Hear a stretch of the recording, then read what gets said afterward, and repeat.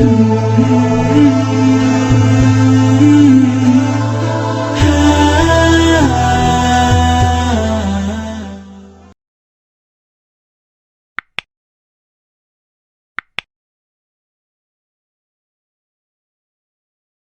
anak ibu ingin dimudahkan pengetahuan oleh Allah, Allah yang punya ilmu, Allah yang punya pengetahuan, Allah yang punya wawasan segalanya, semua tidak luput dari Allah.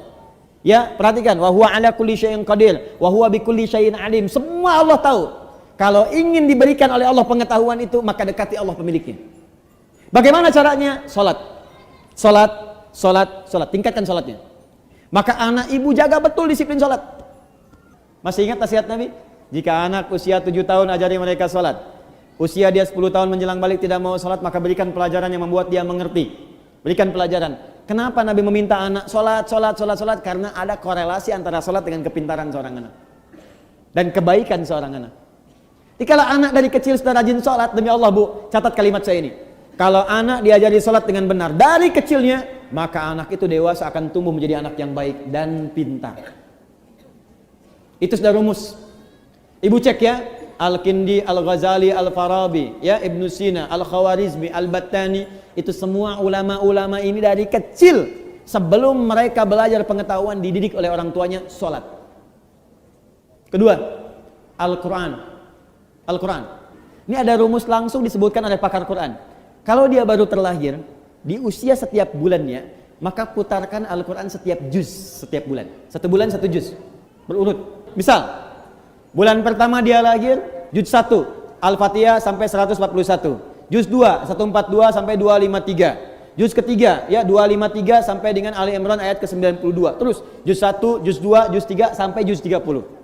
Jadi, begitu anak itu usia 30 bulan, dia sudah mendengar 30 juz. Dan bayi itu fungsi pertamanya pada pendengarannya, bukan pada penglihatannya.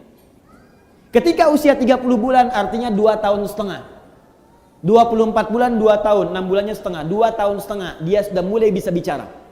Dan dia sudah menghimpun di memorinya 30 juz Al-Quran. Anak itu, ini sepakat para pakar Quran, hanya tinggal diajarkan menghafal Quran 6 bulan, hafal Quran 30 juz. Di 3 tahun anak itu sudah hafal 30 juz. Ibu cari murattal 30 juz. Misal dengan speaker aktif atau yang lain, ibu putar aja di rumah 24 jam. Simpan di ruangan yang strategis, di ruang tengah, di kamar tidur. Saya biasanya di rumah itu di speaker aktif ada sesuai dengan tempat lah. Di setiap kamar kami simpan speaker aktif, Quran 24 jam aja putar. Di ruangan tengah ada di situ. Jadi tiap hari yang terdengar Quran. Tiap hari. Itu suasananya beda Bu, akan lain suasananya, beda. Ibu buka ya, ada kitab namanya Bidayatul Mujtahid. Sekarang banyak digandrungi, kitab fikih. Fikih perbandingan. Bidayatul Mujtahid ini Bu, itu tentang fikih perbandingan, tapi yang nulis dokter bedah. Dokter bedah, dokter spesialisasi bedah, hafal Quran. Dari hafal Quran ini belajar fikih. Hafal Quran, hafal fikih, kedokteran. Ibnu Sina, hafal Quran, hafal hadis, hafal tafsir, kedokteran. Al-Khawarizmi, hafal Quran, hafal hadis, ahli matematika. Tuh. Hampir semua. Ibu kalau nggak percaya silahkan. Dan saya coba memulai membuktikan itu, ternyata banyak dampak perubahannya, betul itu. Ya, saya belajar Bu, saya belajar. Dan ternyata fisika itu banyak yang bersinggungan dengan nilai-nilai keislaman.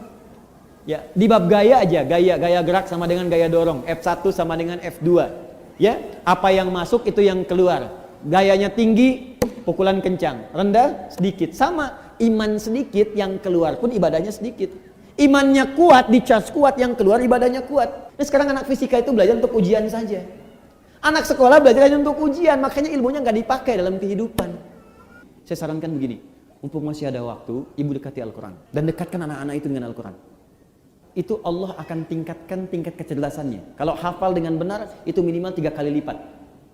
Ada korelasi antara peningkatan kecerdasan dengan hafalan Quran.